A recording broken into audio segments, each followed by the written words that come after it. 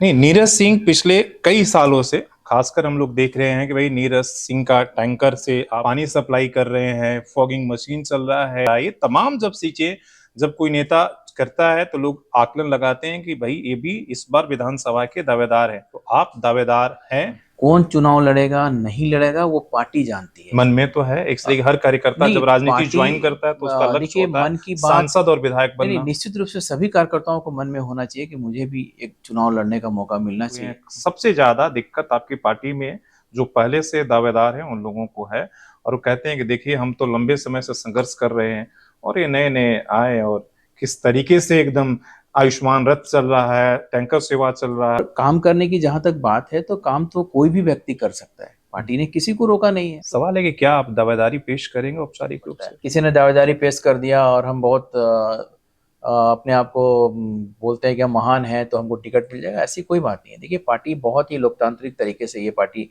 हमारी जो भारतीय जनता पार्टी है इसमें सभी चीज बड़े व्यवस्थित ढंग से होते हैं। नीरज सिंह को अगर टिकट नहीं मिलता है तो क्या पार्टी के साथ रहेंगे या कोई फैसला लेंगे? नमस्कार, सोशल संवाद में स्वागत है। आज हमारे साथ स्पेशल गेस्ट है नीरज सिंह, लेकिन उससे पहले उनका हम एक छोटा संक्षिप्त परिचय देते हैं। एक व्यक्ति जब अपनी जीवन की यात्रा शुरू करता है तो शुरू में अपने पैरों पर खड़ा होने के लिए एक छोटा सा दुकान खोलता है, वो भी कपड़े का। 4 साल के संघर्ष के बाद भी वो सक्सेस नहीं होता है, फेल हो जाता है, और एक दिन उस मकान के मालिक कहता है कि नीरज जी अगर आप दुकान नहीं चला सकते हैं, इसलिए काफी समय से आपका किराया आपने दुकान का नहीं दिया है, तो खाली कर दे। वो बात कहीं ना कहीं दिल को चोट कर जाती है और सोचते हैं कि एक दिन जब पैसा होगा तो हम दुकान नहीं बल्कि इस इमारत को ही खरीद लेंगे। वो सपना भी सच हो जाता है। बड़ा होते हैं कुछ समय के बाद, जिसकी यात्रा एक लूना से शुरू हुई और फिर एक लंबी जो एक गाड़ियों का, जितने भी आपके लग्जरी गाड़ियां हैं उसका फहरिस्त खड़ा करते हैं और बिजनेस का एम्पायर खड़ा करते हैं। लेकिन फिर एक और टेस्ट रह जाती है, वो राजनीति की। फिर राजनीति में आकर लोगों की सेवा करने की, राजनीति में भी आते हैं और सेवा शुरू होती है। एक आम कार्यकर्ता से शुरू होती है यात्रा।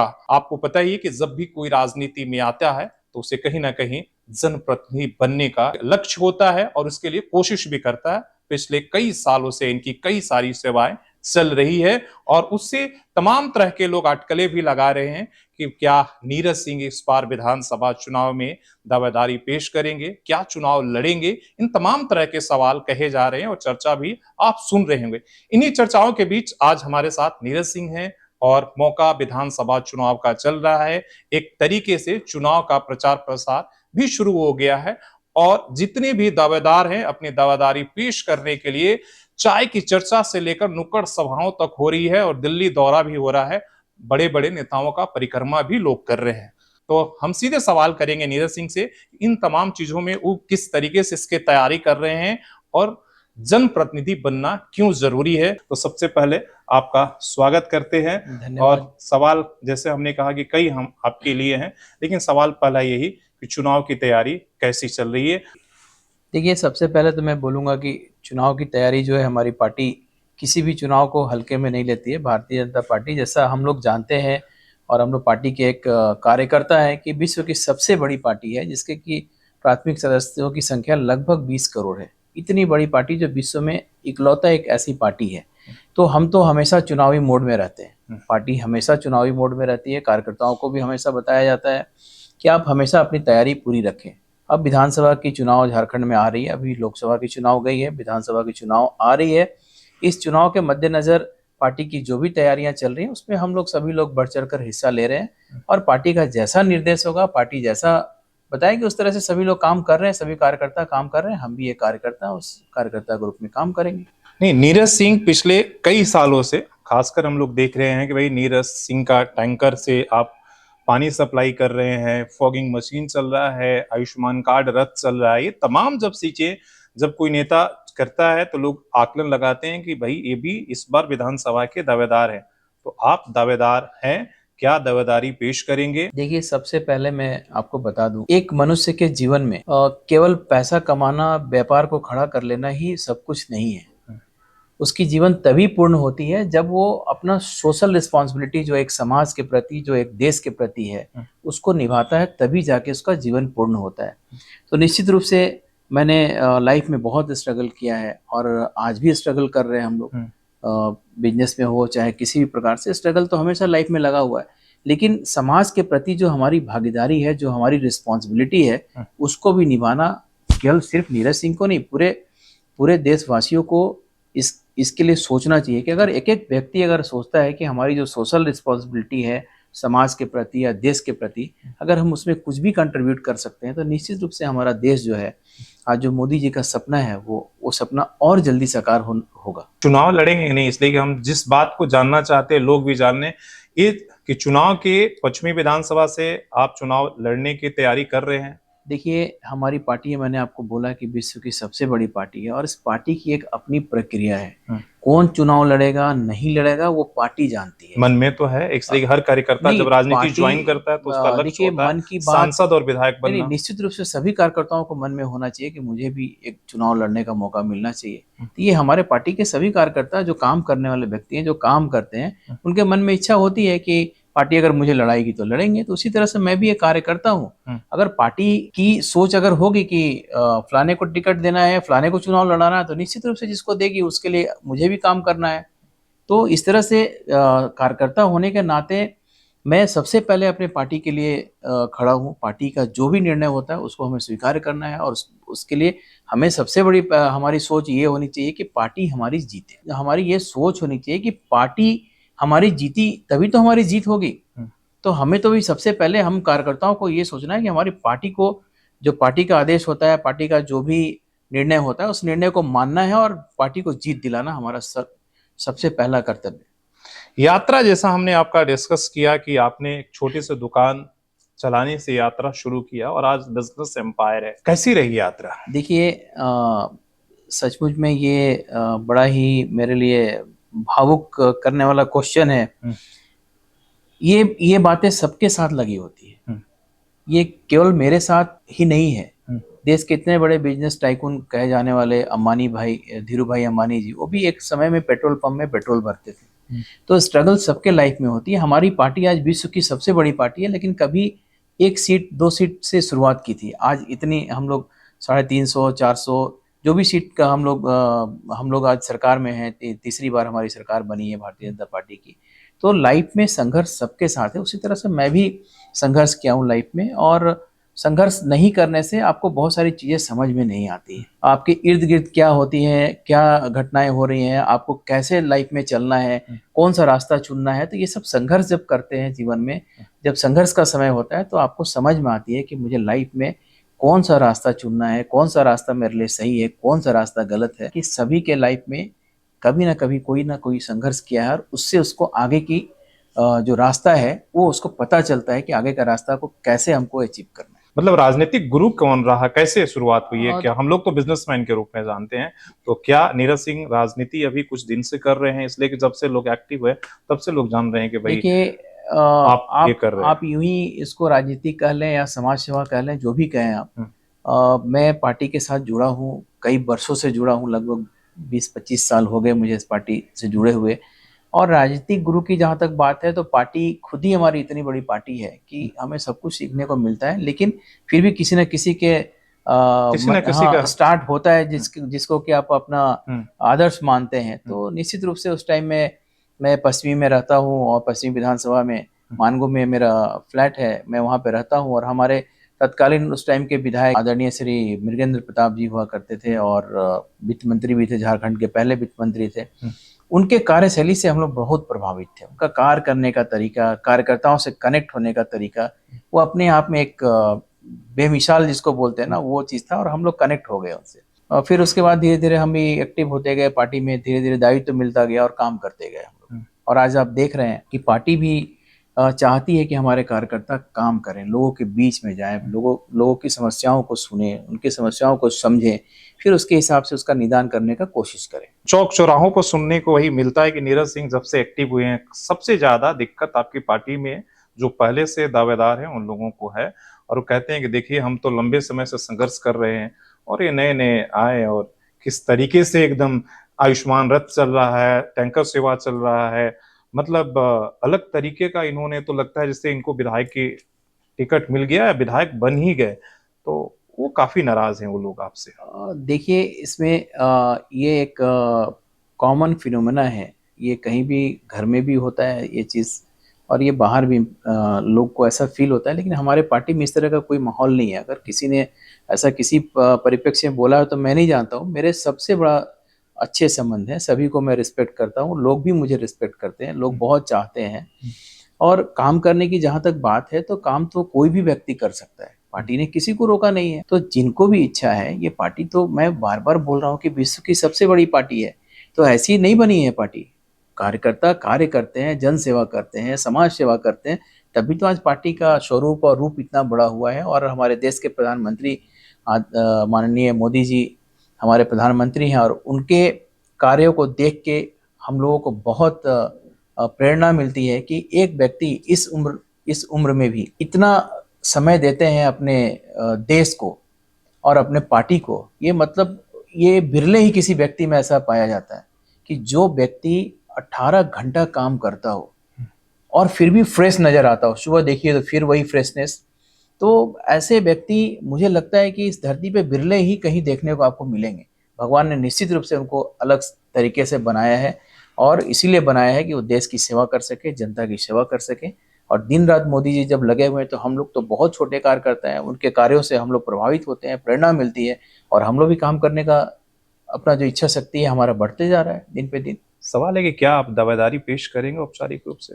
देखिए, हमारी पार्टी में दावेदारी और इसकी कोई जगह नहीं। आप अपनी इच्छा, अपनी बात को रख सकते हैं कि मैं भी इच्छुक हूँ चुनावी प्रक्रिया में भाग लेने के लिए। पार्टी के पास वो सारे टूल्स हैं जिससे कि वो आपका आकलन करती है कि कौन व्यक्ति प्रभावी हो सकता है हमारे लिए चुनाव में, कौन व्यक्ति अच्छा है जो काम कर रहा है, लोगों के बीच में लोगों को कनेक्ट कर रहा है। तो पार्टी की एक अपनी चुनावी माहौल में एक प्रक्रिया है, जिस प्रक्रिया से सबको गुजरना पड़ता है। किसी ने दावेदारी पेश कर दिया और हम बहुत अपने आप को बोलते हैं कि हम महान हैं तो हमको टिकट मिल जाएगा, ऐसी कोई बात नहीं है। देखिए, पार्टी बहुत ही लोकतांत्रिक तरीके से, ये पार्टी हमारी जो भारतीय जनता पार्टी है, इसमें सभी चीज़ बड़े व्यवस्थित ढंग से होते हैं। और आपको सबसे पहला चीज़ है कि आपको डिसिप्लिन में रह के आपको काम करना होगा। पार्टी का एक अपना बोर्ड है, एक कमेटी है, कोर कमेटी है, पार्लियामेंट्री बोर्ड है। ये सारी चीज़ें जो है वो पार्टी के फोरम पे डिसाइड होती है, ना कि हम दावेदारी हमारे पेश करने से कोई मुझे टिकट मिल जाएगा या ऐसा कुछ हो जाएगा, ऐसा कुछ नहीं है। हम सभी को मिलकर काम करना चाहिए। सबसे बड़ा चीज़ है कि जब हमारी पार्टी का लक्ष्य है सेवा ही परमो धर्म, तो हमें सबसे पहले सेवा करना चाहिए। बाकी तो पार्टी का काम है देखना। पार्टी आज जो जिस लायक है उसको निश्चित रूप से कहीं ना कहीं एडजस्ट कर रही है, उनको पद मिल रहा है, उनको आगे बढ़ाया जा रहा है, उनको कोई सीएम बन रहा है, कोई मिनिस्टर बन रहा है, कोई पार्टी में सांगठनिक दृष्टिकोण से आगे बढ़ रहा है। तो पार्टी नज़र से सबको देखती है, हमारे कार्यकर्ताओं का भी, कि भैया टिकट मिल रहा है कि नहीं मिल रहा है। मैं बोला यार, टिकट और इसके चक्कर में हमें नहीं रहना है, हम लोग को काम करना है। सभी लोग काम करें, जितने भी लोग हैं तो सबको काम करना है। टिकट देना नहीं देना ये पूरी तरह से पार्टी का निर्णय है। कभी आश्वासन मिला टिकट को लेकर? इसलिए कि आप सभी से मिलते रहते हैं, ये भी कहा जाता है कि नीरज सिंह का तो सबसे बड़े नेता हो, जितने भी यहाँ पर लोग हैं सबके साथ बड़े अच्छे हैं, अच्छे संबंध है। आश्वासन की बात जहाँ तक है, पार्टी में मैं फिर से बोल रहा हूँ कि पार्टी में ऐसी कोई भी बात नहीं होती है कि कोई किसी को आश्वासन दे दे। मुद्दा क्या रहेगा नीरज सिंह के? मुद्दा क्या है? जैसा कि मैं जमशेदपुर पश्चिम विधानसभा और आसपास की जगहों में देख रहा हूँ, तो मुद्दा तो सीधा है कि जो वर्तमान सरकार है, जो वर्तमान सरकार की जो स्थिति है, ये अपने आप में इतनी चिंताजनक स्थिति है कि अगर इसको सरकार को नहीं उखाड़ फेंका जाए तो निश्चित रूप से झारखंड में एक बहुत ही बड़ा तो अनर्थ हो जाएगा। क्योंकि आप देखिए, हमारे पश्चिम विधानसभा से अभी स्थानीय जो विधायक हैं, स्वास्थ्य मंत्री बड़े भाई भी हैं बन्ना गुप्ता जी, स्वास्थ्य मंत्री भी हैं, यहाँ के विधायक भी हैं। लेकिन मैं क्षेत्रों में जहाँ जहाँ भी जाता हूँ तो लोगों में इतनी नाराजगी है उनके प्रति कि 5 सालों से हमारे क्षेत्र में आए नहीं। चुनाव के टाइम आए थे, लेकिन अभी सूद लेने तक नहीं आ रहे हैं, पूछने तक नहीं आ रहे हैं कि भाई आप लोग कैसे रह रहे हो, आपको पानी मिल रही है कि नहीं मिल रही है, आपको जन सुविधा मिल रहा है कि नहीं मिल रहा है, आपकी स्वास्थ्य आपको सुविधा मिल रहा है कि नहीं मिल रहा है, आपके बच्चे कैसे पढ़ रहे हैं नहीं पढ़ रहे हैं। किसी से किसी भी बस्तियों में या किसी जगह उनका कोई भी मतलब प्रेजेंस है ही नहीं। तो मैं एक विधानसभा की बात कर रहा हूँ, लेकिन बाकी सब विधानसभा में यही पोजीशन है। एक स्थानीय विधायक और उस स्थानीय विधायक के ग्रीस क्षेत्र में एमजीएम मेडिकल कॉलेज और हॉस्पिटल आता है। मैं उसके लिए आपको थैंक्स बोलूँगा कि अगर उस स्थिति को आप कभी भी कैमरे की नज़र से आप दिखाते हैं लोगों के बीच में, तो वो विभत्स सीन देख के कोई नहीं बोल सकता है कि जिस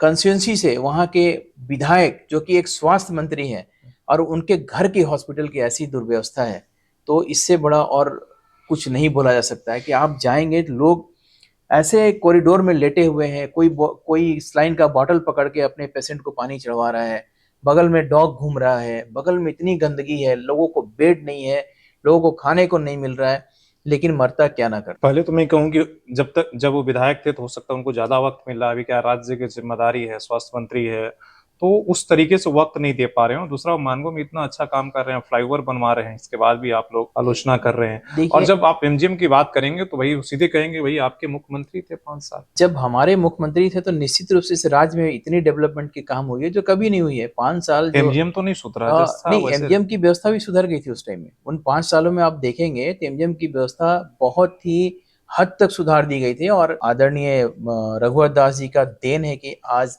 मानगो में डिमना चौक के पास में 600 बेड का सुपर स्पेशलिटी हॉस्पिटल जो कि इतने उच्च मानक पे बन रहा है, एलएनटी जैसी कंपनी बना रही है, वो लगभग बन के तैयार है, लेकिन ये सरकार उसको चालू करने में अभी तक विफल है। आप सरकार और मंत्री किस लिए बने हैं? आप जनता के लिए बने हैं ना। जब जनता ही परेशान है तो ऐसे मंत्री और ऐसे सरकार की क्या जरूरत है यहाँ पे? जब जनता अपने हाथ में, पेशेंट अपने हाथ में सलाइन का बोतल लेके पानी चढ़ा रही है, तो इससे ज्यादा अव्यवस्था और दुर्व्यवस्था और क्या हो सकता है? इंफ्रास्ट्रक्चर की कितनी कमी है, क्यों नहीं इस पे काम करती है? मैं निश्चित रूप से, अगर हमारी सरकार बनती है, भारतीय जनता पार्टी की सरकार बनती है, नहीं बनेगी, निश्चित रूप से इस बार हमारी भारतीय जनता पार्टी की सरकार बन रही है। और सबसे पहले हम लोग कोशिश करेंगे कि हमारी जब सरकार बनेगी तो इस हॉस्पिटल को निश्चित रूप से एक इंटरनेशनल या नेशनल स्टैंडर्ड का हॉस्पिटल बनाए, एमजीएम मेडिकल कॉलेज को, ताकि गरीबों की जो स्वास्थ्य की जो समस्या है उसको अच्छे तरीके से समाधान हो, वो आए, अच्छे से अपना ट्रीटमेंट कराएं। अभी आसाम का देख लीजिए, आसाम का भी हालत इतना ही खराब था, लेकिन जब से हमारे विश्व शर्मा जी वहाँ के मुख्यमंत्री बने हैं, तब देखिए वहाँ की व्यवस्था कितनी सुधरते जा रही है। चलिए, तो स्वास्थ्य की बात है, और क्या कुछ आपने ऐसा, इसलिए कि मान लीजिए जब आप घूम रहे होंगे, जैसे आप इन्हीं समस्याओं को गिना रहे हैं कि भाई हम बस्तियों में घूमते हैं, वो पानी की समस्या है, स्वास्थ्य की समस्या है, रोजगार की समस्या है, इससे कोई भी सरकार इनकार नहीं कर सकता है। मतलब मान लीजिए आपको अगर मौका दिया गया तो आप क्या ऐसे आइडिया? देखिए, जनप्रतिनिधि क्या कर सकता है? नहीं, जनप्रतिनिधि सब कुछ कर सकता है। मेरा ये मानना है कि एक एमएलए या एमपी सब कुछ कर सकता है। हम में अगर इच्छा शक्ति है तो हम एक प्रारूप बनाएं अपने विधानसभा का, और उस प्रारूप को लेके हम जाएं अपने सरकार के पास और उनको बताएं कि हमारे क्षेत्र में ये समस्या है, इसका समाधान इस तरीके से हम लोग कर सकते हैं। अब भाई साहब ये बताइए कि यहाँ की जो आबादी है लगभग 20-22 लाख है इस पार्लियामेंट शहर, पूरे जमशेदपुर, और उस 20-22 लाख में ये एमजीएम हॉस्पिटल आप देख रहे हैं, कितनी बेड है आपको भी पता है, और क्या व्यवस्था है यहाँ पे आपको भी पता है। तो ये कहीं ना कहीं तो ये हमारे लोगों के साथ तो एक तरह से बेइंसाफी किया जा रहा है कि हम इंफ्रास्ट्रक्चर नहीं बढ़ा रहे हैं। अगर 5 सालों में ये सरकार चाहती तो एमजीएम हॉस्पिटल की तरह, या जो रघुवर जी के समय में जो सुपर स्पेशलिटी हॉस्पिटल बना, वैसे 2-3 बिल्डिंग और बन के खड़े हो गए होते। रही बात रोजगार की, तो रोजगार की दिशा में भी काम किया जा सकता है। आज के टाइम में रोजगार की मोदी सरकार भी इतनी रोजगार सृजन कर रही है, तो क्या झारखंड सरकार नहीं कर सकती है? आपने झारखंड सरकार से कभी पूछा कि जमशेदपुर जैसे इतना एस्टेब्लिश सिटी जो है, क्यों नहीं यहाँ पे आसपास हम लोग आईटी हब बनाते हैं?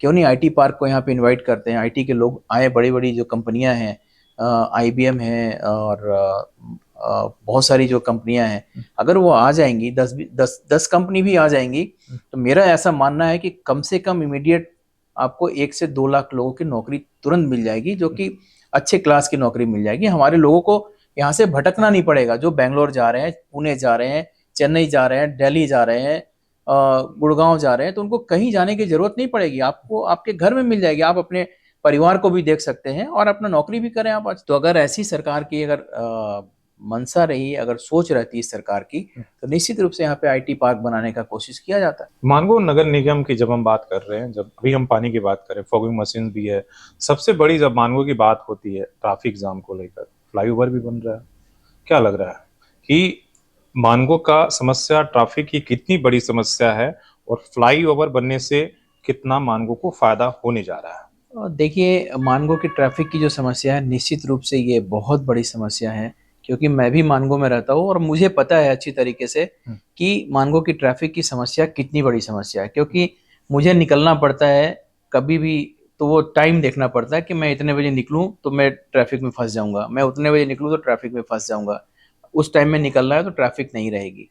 तो ये तो बहुत बड़ी समस्या है, लोग बच्चों को स्कूल जाने में, लोगों को मेडिकल ट्रीटमेंट के लिए जाने में, मतलब कितनी परेशानियां लोग झेल रहे हैं मानगो को लोग, उसको हम चूंकि मानगो वासी हैं, मैं अच्छी तरह से उसको समझ सकता हूँ। निश्चित रूप से इस पे बहुत तरीके से काम करने की जरूरत है। अभी हमने हाल के दिनों में सुना, देखा कि वहाँ पे हमारे माननीय मंत्री जी, स्वास्थ्य मंत्री आदरणीय श्री बन्ना गुप्ता जी ने वहाँ पे शिलान्यास किया फ्लाईओवर का।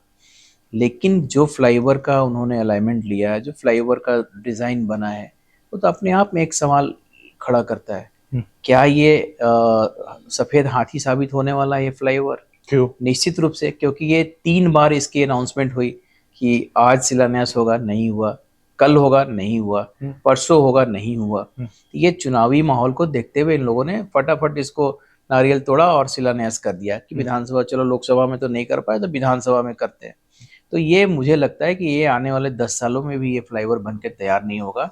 निश्चित रूप से एक बृहद प्लान बनाने की जरूरत है मानगो को, जनता के लिए, जो इस ट्रैफिक व्यवस्था से, जिसको जो ट्रैफिक समस्या से निजात मिले। आप केवल हैवी ट्रैफिक के लिए सोच रहे हैं, पब्लिक के लिए नहीं सोच रहे हैं, आप जनता के लिए नहीं सोच रहे हैं, जो स्कूटरों में चलते हैं, जो ऑटो में चलते हैं, जो बसों में चलते हैं, उनके लिए आपने नहीं सोचा। आपने सिर्फ और सिर्फ सोचा टाटा कंपनी के लिए कि टाटा कंपनी की माल जो बनती है वो टाटा कंपनी का माल ऊपर से निकल जाए, लेकिन नीचे के लोग कैसे उस ट्रैफिक व्यवस्था से निजात पाएंगे, उसके लिए आपने नहीं सोचा। तो मैं बार बार ये बोल रहा हूँ कि ये सरकार की आप बड़ी सोच, बात कर रहे हैं, आप बोल रहे हैं कि फ्लाईओवर से मानगो के लोगों को फायदा नहीं होगा, कंपनी का फायदा होगा। कंपनी का फायदा होगा। एक तरफ तो ये कह रहा है कंपनी तो चाहती नहीं थी कि फ्लाईओवर बने, वो तो एनओसी नहीं देना चाह रही थी। कंपनी, देखिए कंपनी, मैं उस लेवल का कार्यकर्ता नहीं हूँ कि मैं कंपनी की बात को जानूं, लेकिन मैं निश्चित रूप से ये कहना चाहता हूँ कि इतनी बड़ी कंपनी है, जिस कंपनी को विश्व में लोग जानते हैं, कहीं ना कहीं टाटा कंपनी से जमशेदपुर की विस्तारीकरण के लिए जो सोच होनी चाहिए वो नहीं हो पा रही है। आप कह रहे हैं कि अच्छी कंपनी है और आप जिसको के खिलाफ धरना प्रदर्शन करने की तैयारी कर रहे हैं। निश्चित रूप से शहर के बीचों बीच में टाटा स्टील एस्टेब्लिश है,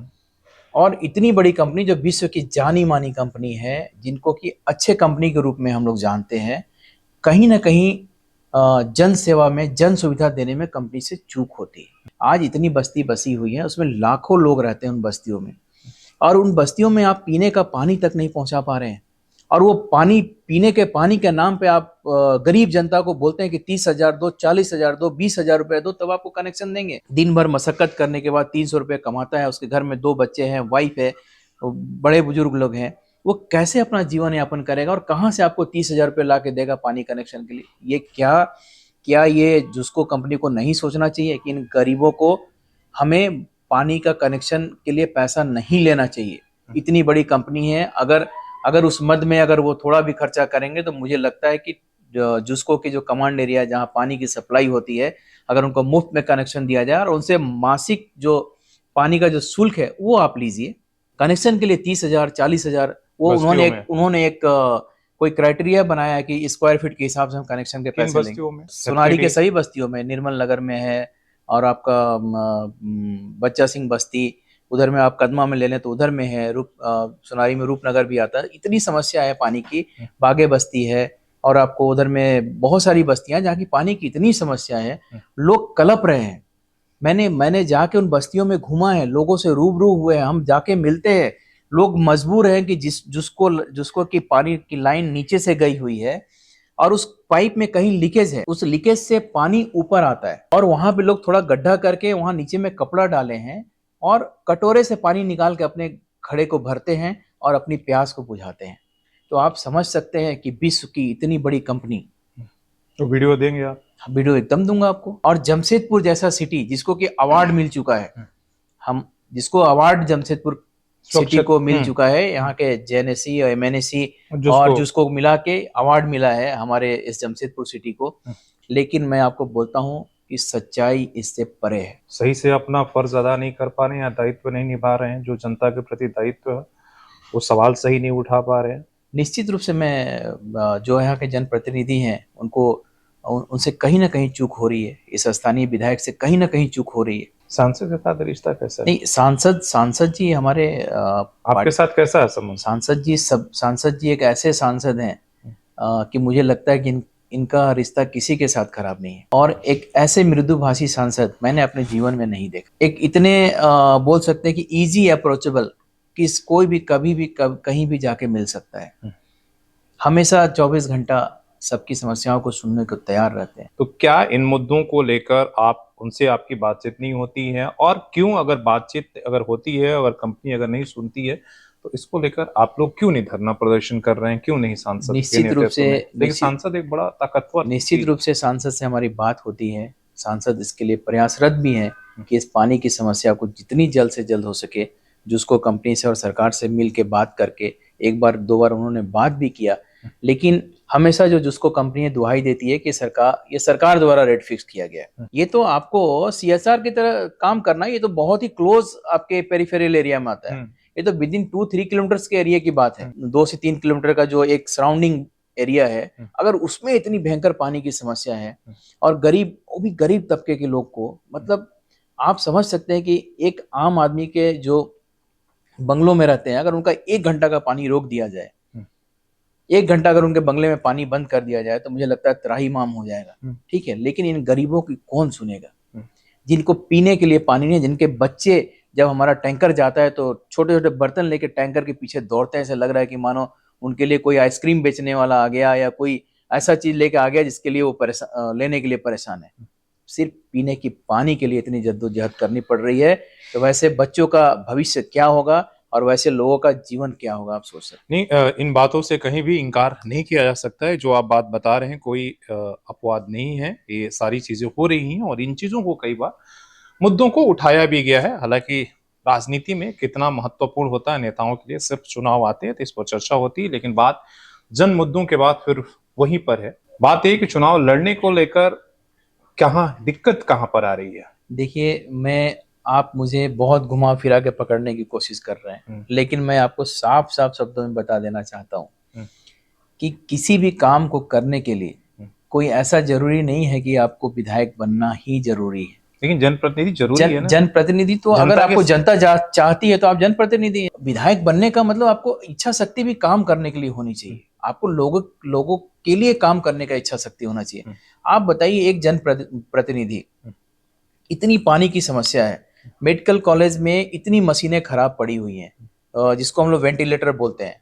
मुझे जहाँ तक याद है, मुझे जो नॉलेज मिला, इंफॉर्मेशन मिला या लोगों ने बताया कि 26 वेंटिलेटर मशीनें खराब पड़ी हुई हैं, नई आई हुई हैं और खराब ऐसी चालू ही नहीं हुई है। 26 वेंटिलेटर मशीन अगर खराब पड़ी हुई है तो जनता कितनी परेशान होगी।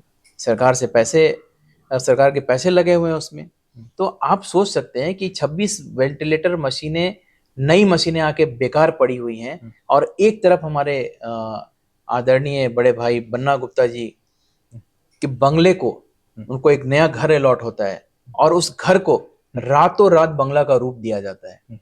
और तो और मंत्री जी को सोने में दिक्कत ना हो, उनके कान तक जो सड़कों पे जो कुत्ते घूमते हैं, आवारा कुत्ते जो आवाज करते हैं, रात को भौंकते हैं या गाड़ियां जाती हैं, तो उसका कान तक आवाज नहीं जाए तो सड़क को भी बंद कर दिया जाता है। तो आप इससे सड़क बंद कर दिया जाता है, लेकिन बीजेपी आंदोलन नहीं करती है। बीजेपी बोलते हैं, बाकी लोग बोलते हैं। नहीं, बीजेपी हमेशा बोलती है, बीजेपी हमेशा इन मुद्दों को उठाती है, क्योंकि बीजेपी जनता के लिए है, बीजेपी गरीबों के लिए है, तो हमेशा उठाती है। हम लोगों ने कई बार इस बात को उठाया है, लेकिन ये सरकार हमारी नहीं है, ये सरकार उनकी सरकार है, सरकार सुनती नहीं है। इतनी बड़ी व्यवस्था तुरंत खड़ा कर दी जाती है और जहां पे लाखों व्यक्तियों का सवाल है, वहां की जो व्यवस्था है वो लचर पड़ी हुई है। लोगों को मरने के लिए मजबूर किया जा रहा है। मुझे बोलते हुए बड़ा दर्द महसूस हो रहा है कि आखिर हम इन गरीबों की सुनेगा कौन? नीरज सिंह को अगर टिकट नहीं मिलता है तो क्या पार्टी के साथ रहेंगे या कोई फैसला लेंगे? कि हमको चुनाव लड़ना है? देखिए शशि जी, बार बार आप उस पॉइंट पे आ जा रहे हैं। मैं फिर से आपको बड़ा स्पष्ट तरीके से मैं बताना चाह रहा हूं कि हमारी पार्टी कार्यकर्ताओं की पार्टी है। ये पार्टी का निर्णय होता है, पार्टी की सोच होती है, पार्टी का डिसीजन होता है कि हम वो पार्टी किसको चुनाव लड़ाएगी। और हम लोग पार्टी में काम करने के लिए आए हैं, हम टिकट लेने के लिए नहीं आए। पार्टी ने मुझे कब बोला कि नीरज जी आप काम कीजिए, आपको टिकट देंगे हम? पार्टी ने किसी को कमिट किया है? पार्टी सिर्फ और सिर्फ ये बोलती है कि आप पब्लिक के मुद्दे पे काम कीजिए, जन सेवा कीजिए, अपनी जो सोशल रिस्पॉन्सिबिलिटी है वो निभाइए। और पार्टी की जो बात है, पार्टी की जो हमारा जो काम करने का तौर तरीका है उसको लोगों तक पहुंचाइए। हमारे प्रधानमंत्री जी का जो भारतवर्ष में जो स्कीम है, जो लोगों के लिए रोजगार योजना या बहुत सारी विश्वकर्मा योजना, आयुष्मान कार्ड, बहुत सारी ऐसी योजनाएं जो है कि मतलब अनेकों योजनाएं हैं जिसको कि हम गिनती नहीं करा सकते। उन योजनाओं को हमें लोगों तक पहुंचाने में हम लोग को एक माध्यम बनना है ताकि उनको अवेयरनेस हो। अभी तक ये सरकार वैसे मुद्दों को भी नहीं बताई है। आज आपको मैं बता दूं कि इसी पश्चिम विधानसभा में एक हम चलंत कार्यालय चलाते हैं, उस कार्यालय से अभी तक लगभग 15 से 16, एग्जैक्ट क्वांटिटी मुझे नहीं पता संख्या, लेकिन 15,000 से प्लस हम लोगों ने आयुष्मान कार्ड बना के लोगों के बीच में वितरण किया है। तो आप समझ सकते हैं कि कितना बड़ा वर्ग छूटा हुआ है जिसका कि आयुष्मान कार्ड नहीं बना है। क्यों नहीं बना है? क्योंकि सरकार नहीं चाहती है कि मोदी जी के जो योजनाएं हैं वो लोगों तक पहुंचाएं हम। तमाम सारी बातचीत भी हुआ, हम उन जन मुद्दों को समझने की कोशिश भी कर रहे थे, और हालांकि आप कुछ सवालों को पूरी तरीके से टाल दिया, लेकिन वो आपका अधिकार है और पार्टी की कई औपचारिकताएं होती हैं। हालांकि जब तक टिकट नहीं मिल जाता है तब तक ये कहना कि कौन उम्मीदवार हो सकता है या नहीं, ये अपनी एक लोकतांत्रिक पार्टी की परंपरा होती है। और आपने समय दिया, चुनाव पर बातचीत हुई, जन मुद्दों को समझने की कोशिश हमने किया, और आप देख रहे हैं कि जैसे जैसे विधानसभा चुनाव आ रहा है, आप सभी क्षेत्रों में तरह तरह के दावे और नेताओं का घूमना फिरना, मिलना जुलना, दर्द समझना भी जारी है। लेकिन अब वक्त आपका है, इसलिए कि 5 साल के बाद ये वक्त आता है सवाल पूछने का। उन जिनको हमने वोट दिया है, जिनको जनप्रतिनिधि बनाया, जिन्होंने विधायक और मंत्री बने हैं, उनसे सवाल पूछने का ये वक्त है, और इसलिए इस मौके को नहीं चूकना चाहिए। अगर पूछना चाहिए कि आपने इन 5 सालों में हमारे लिए क्या किया, वो पक्ष हो या विपक्ष हो, और क्यों आपको वोट दिया जाए, ये सवाल जरूर पूछिए। इसलिए जितना ज्यादा सवाल आप पूछेंगे उतना ही आपके लिए वो काम करेंगे। ये बातचीत कैसी लगी, कोई फीडबैक हो तो आप कमेंट करके जरूर दीजिए, और आपको लगता है कि किसी और से सवाल करना चाहिए, बातचीत करना चाहिए, जो भी विधायक हों या विधायक बनने की कोशिश कर रहे हों, जो उम्मीदवार हैं उनके बारे में, तो आप जरूर हमें कमेंट पे लिखकर बताइएगा और अपनी राय जरूर दे दीजिएगा। हमारे तमाम जो सहयोगी हैं, सोनू, सनी और सी एस रामूर्ति के साथ शशि भूषण, सोशल संवाद न्यूज झारखंड। धन्यवाद।